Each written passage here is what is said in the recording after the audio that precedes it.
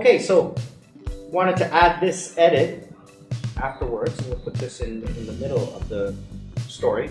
But we want to talk about the actual experience of getting medical tourism here in Sri Lanka.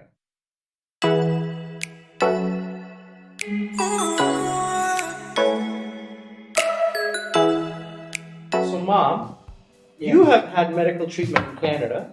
I've had medical treatments in Canada. Yeah. Okay. How was your brain transplant? Well, the problem was taking the brain from you. They just opened up and they said there was nothing in there. So they just said, you know. Everyone's going to love it. You know, everybody loves you on this, right? Thank you. They said you should start your own channel. No, So, how was your hospital experience compared to your treatment in not the process, but the actual treatment in Canada? What I could say is I had a frozen shoulder in Canada, and I had to go in for. Well, you had a car accident as well. You were treated. Yeah, they were not. Not whether they were nice or anything. I'm talking about the actual medical experience. Medical experience Because was okay because I had never had any surgeries or anything like people that. always say, "Well, I don't want to trust a third world country because the level of it." So my question is, your experience here compared to your physical experience in Canada, how would you rate it? I would rate it here 100%. And you were at King's Hospital or Durden's? No, I was at Central. Central, which is Asili Center. Asili Center, which is the number 1, number 2. Yeah, at that time, King's was being there, like it was not fun. Yeah. So you would say that you would have no question if you had a medical procedure required, you would be, let's go to this hospital tomorrow, no question. No question. Even like let's say, heaven forbid, like a serious heart transplant, kidney transplant, stroke, all of those things. I would go. Okay, excellent. I would not hesitate. I would go, And the price? it's a fraction of what you would pay in the Western world. And this is one thing I wanted to talk about. I'm going to talk about this in detail in another video about medical insurance. At your age, and even at my age, medical insurance is very high. You were telling me before, it could cost you at your age tens of thousands of dollars a year. Medical insurance, the moment you hit 55, 60, you're put to pasture in Sri Lanka. Well, I can still get medical insurance here to 80. You can get medical insurance, but it's very expensive, right? Like So over $2,000 a month. For me, because I don't have that much. I mean, I only have very light blood pressure. That's it. They said it will cost me around $18,000 a year. Okay. Right? For me. my husband, it would cost double that amount because he has other problems. Now, So it was not worth it. And that's my point. Paying, let's say, on the high end of $2,000 a month, it makes sense to not get health insurance and just pay out of pocket, especially considering that the medication and the treatments here are tiny compared to what we pay in the US. I paid 20,000 rupees, which is $8. No, 20,000 is not about $80. $80 for complete teeth cleaning. I would have paid $200-300 in Canada. It's about $50 in Korea without insurance. So, your experience, have you experienced medical treatment in England? I have not, touched wood, not had any major issues, just childbirth. That's a big Brilliant. And nothing out of the ordinary. I'm not one for medication. I'm very much healed. I had a stroke 12 years ago, which I fixed myself. And that was through my own meditation and self-help and healing. I don't like to take medication at the best of times. So when you've contributed so many years into the system and then you don't utilize it or you're not considered, was what really pained me quite a lot. However, I did a lot of research before coming to Sri Lanka. I was very lucky that I had a very close friend, a family friend, who suggested I see the consultant that I saw that conducted Here in Sri Lanka. Here in Sri Lanka from start to finish. I liaised from London with a professor here. I liaised also with the consultant, and I was just trying to get my head around it, because I think more so for the mental health Peace of mind. and peace of Peace of mind. mind. And you know, when for me, never having had to access a hospital unless for children, it's a case of, oh my God, this is me. Yeah. This is serious. But I knew it was serious because of the pain I was going through. However, I did my research, I liaised, I then touched base with a family friend who lives here, who is a midwife. She consulted with the consultant here, and they blossomed a fabulous friendship there, which is great on my behalf. So I made that decision, conscious decision, I'm going. I had to, there was no way out, because I couldn't suffer waiting 3 years. Yeah. I don't know what the drive is. I think I do know what my drive was, or the driving force was. However, I know I had to get fixed. So the actual physical experience. Getting here, I flew in on a Thursday morning. I saw the consultant on Friday morning at 9 o'clock, starving through the day because I had all my tests done, all my bloods, my pre-op meds were all done, and checks and assessments were all done. And at 5 o'clock, I was prepped, 4:30 I was prepped for theatre, and I went down at 5 o'clock. And I chose not to have it local because I have a fear of anything that is stuck in my spine, because I suffer with the herniated discs. I thought, no, I will go the GA way. So I had a general anaesthetic, and I'm so glad I did. All I said to them was just put the sick bucket next to me if need be, if that's what they were worried about. I was fine, actually. I came out of it. The experience was when I got to theatre. Yes, I was anxious, I'm not going to lie. I don't know how many Hail Marys, Our Fathers I tried to say, but I couldn't because I think I was frozen en route. So I just thanked the universe for everything at that moment in time, and for giving me the opportunity to actually go through what I did. And my consultant had actually requested that I was not to be put under until he had a chat with me. And he came in and he saw me, and we had a little, exchange of words, and I just told him just crack on with it. And the next thing I knew, I was gone. I mean, I was gone. When I came to, I think it was when I actually opened my eyes, was when I came back into my room an hour and a half later, because there were complications. So, the operation that I had was a hysterectomy. They had to obviously remove my cervix and my uterus, but they also had to cut the wall of my bladder and then re-stitch it back up. And also what extended it and complicated it was the fact that I had a prolapsed rectum, and I had to have a reconstruction of my rectum. That made me quite emotional because it was something I didn't expect. Hence why what could have taken 40-45 minutes at the push was an hour and a half later. And when I came back to the room, I was told everything went well. And I know that when I came to, the first thing I wanted to do was touch my stomach to see whether I had 52 stitches across my stomach, and I didn't.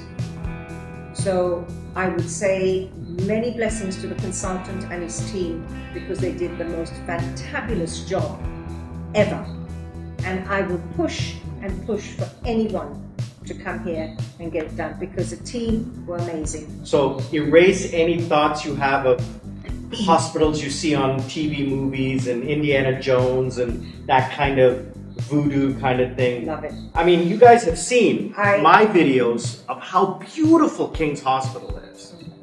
The Al-Siri, I have to say, was very good. It was a very home from home. What I experienced there was a very homely atmosphere. The nursing staff were fabulous. I mean, yes, they woke you up at 5:45 in the morning to take your blood pressure, and you're trying to get some sleep because you're in an antenatal ward, and you can hear babies wailing. So you're up in the night thinking, "Oh God, I need to sleep. I can't sleep." And then at 5:45, "Good morning. I brought you tea." And you go, "Oh, bloody hell, go out into sleep."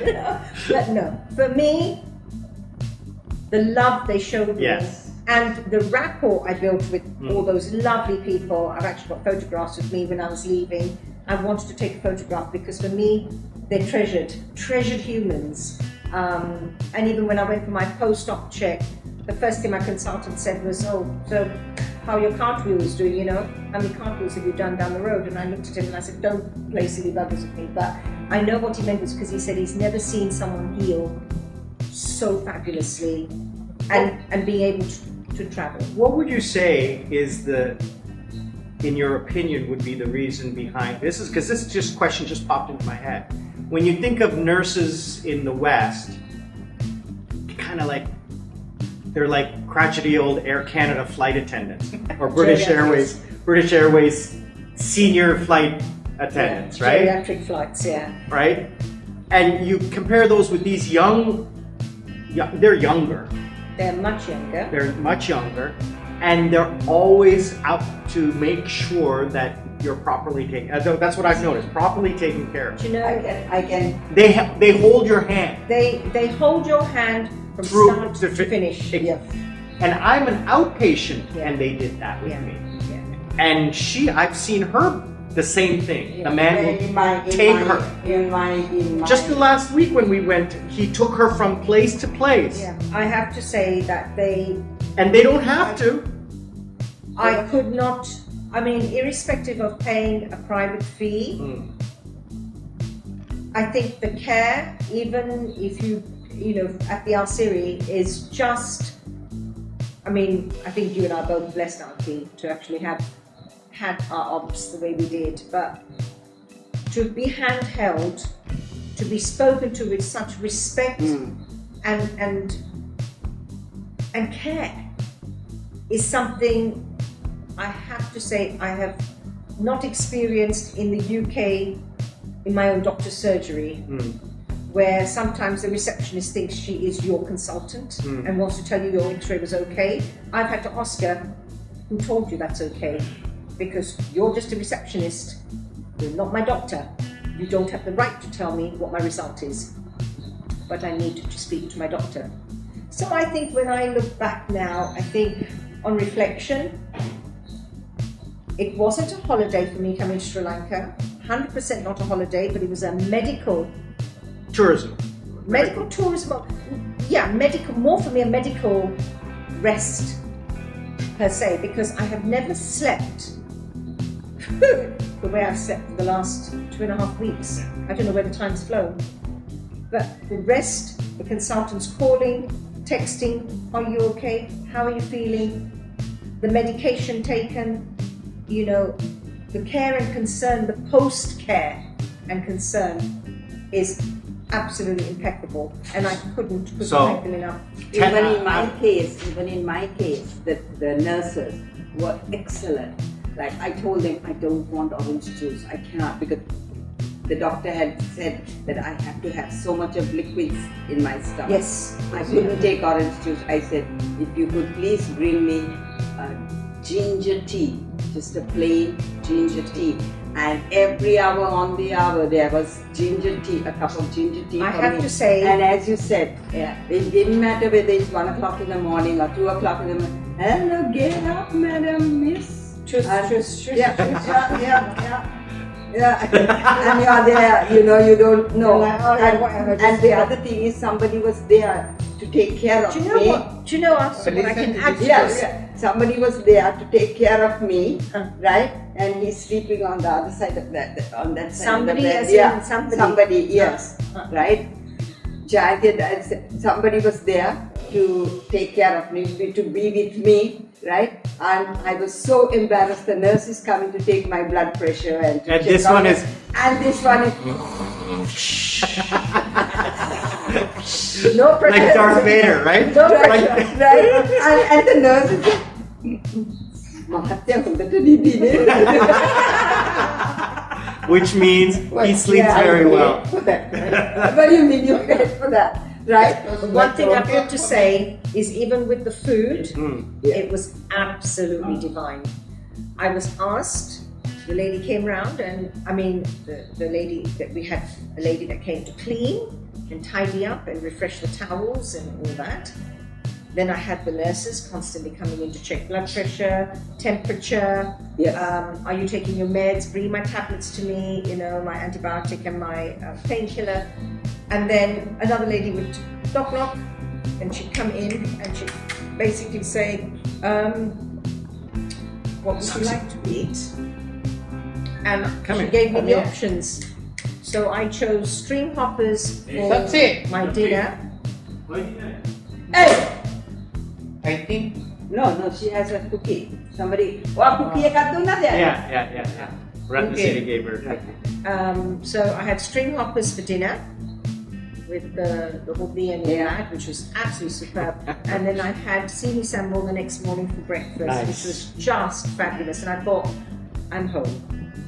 So definitely worth the investment of time, Worth the pain, investment and of time, the pain. What really now?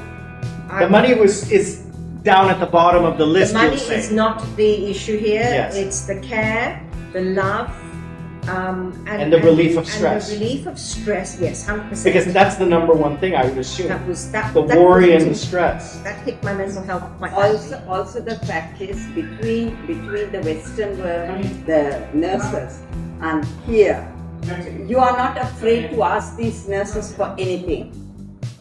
You're not afraid to ask them.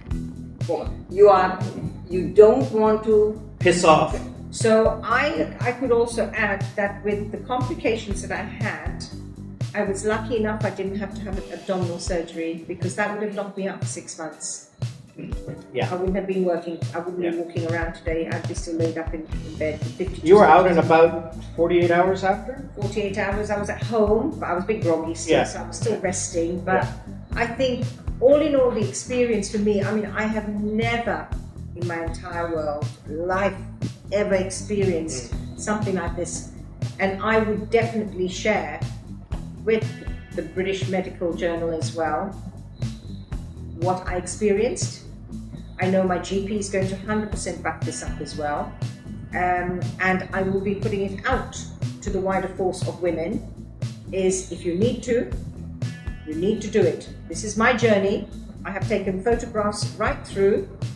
I'll add to this that South Korea is number one for the high-end stuff. Like if you want implants, cancer, my friend has said thank you very much. organ replacement. It She's is looking the into it. number one in the world.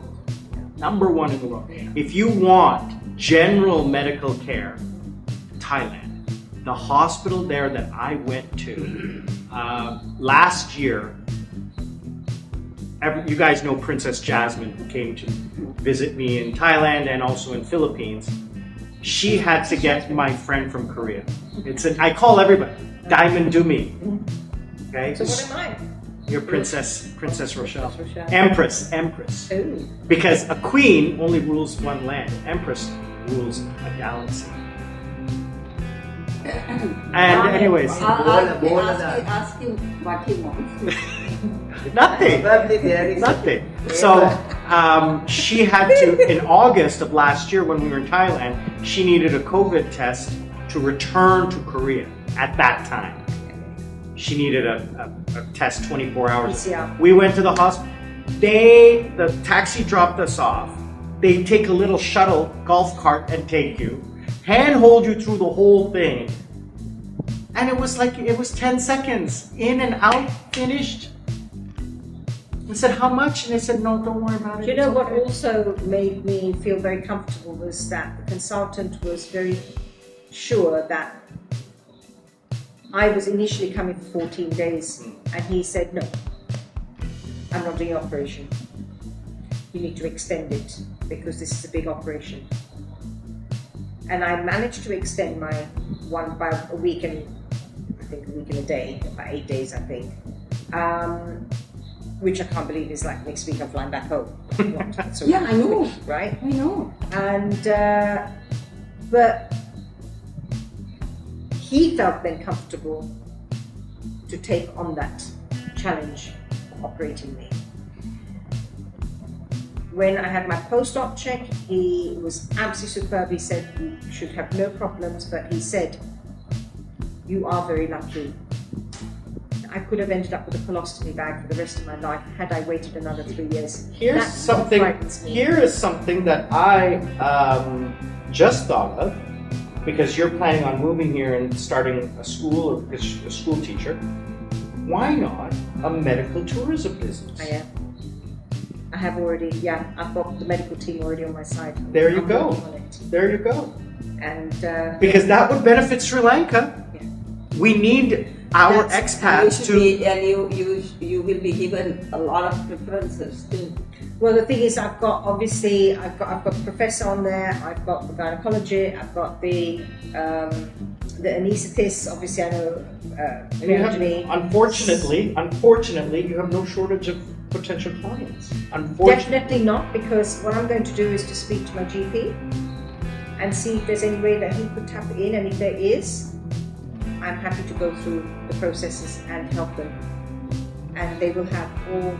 I think there you might run into the privacy issues and things like that. No, that would be him to do, to say to them, because he, as part of NHS, cannot get involved. But he can say, I know a patient who has, I'm happy to give him my number. But I'm happy for him to say, well, there's the link to her story with my email at the bottom.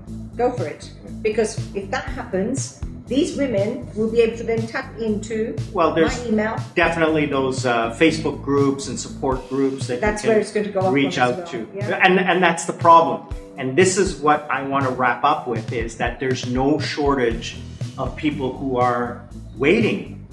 Well, And medical tourism, I've been involved in medical tourism now for probably, my first experience with medical tourism was in Korea 10 years ago when I worked for a company in Germany that was reaching out to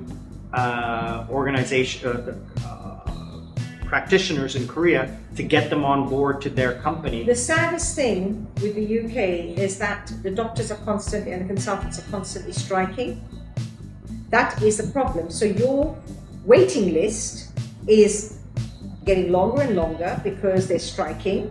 And more people are getting. And more people on. So I did say this to the consultant at the time that I was in his consultancy office, and I said to him, if I'm at 8.5 to 9 and you're telling me you've seen worse and you're not doing anything about it other than striking, how many women as we speak now are in all these maternity units and you're telling me there's only 2 urogynecologists in our Friendly Trust?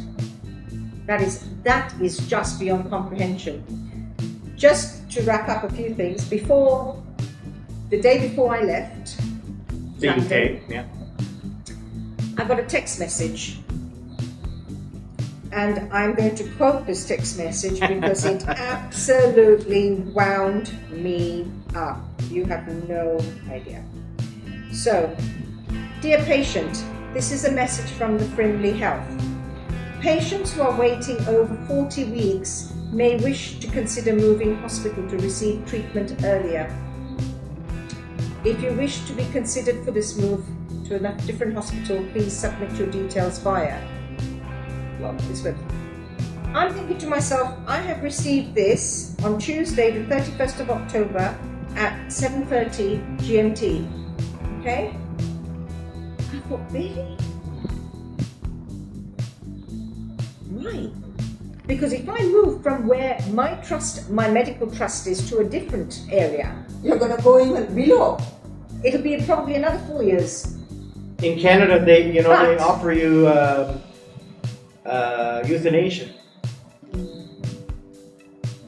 Yeah. It's legal in Canada. Anyway, I want to wrap it up and get you home because it is late. Yeah. It is late. It's going to be 10 o'clock before you get home. She's staying the night. No, I'm not. I'm she's going. not. I'm going. Gumi, could you please shut up? Gumi, don't embarrass us. All right, and now everybody's going to see that because I'm going to keep that in the video. Look at the look on her face. Everybody loves Mom. Anyway, guys, I want to say thank you very much for watching till the end. I want to especially thank my cousin Rochelle, who you guys are going to see partying it up on Saturday. So make sure you join us for that video. Big shout outs to Diamond Doomy. Big D is here with us tonight. Say bye-bye, Daddy.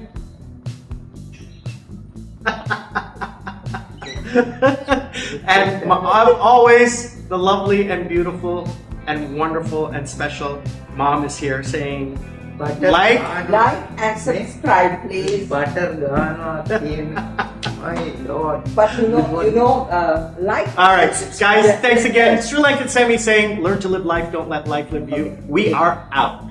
Stop recording.